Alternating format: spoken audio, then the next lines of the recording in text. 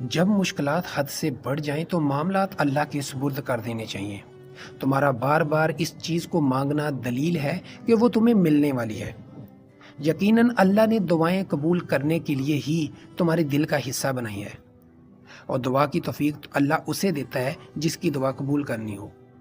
مولانا رومی رحمۃ اللہ فرماتے ہیں، تم جس چیز کی خواہش رکھتے ہو وہ چیز خود تمہاری تلاش میں ہے، اگر تم اس کی تلاش چھوڑ دو تو وہ خود بخود تم تک آ جائے۔ مگر انسان جلد باز اور ناشکرا ہے، دنیا کی طلب میں خود کو تھکا دیتا ہے اور پھر مایوس ہو جاتا ہے۔ مگر جو اللہ پر یقین رکھنے والے ہیں، اللہ ان کے لیے ایسے وسیلے بناتا ہے کہ پھر ناممکن سے ممکن کا وجود ہوتا ہے۔ اللہ کبھی ضائع نہیں کرتا تمہاری دعائیں، تمہارے تہجد کے سجدے۔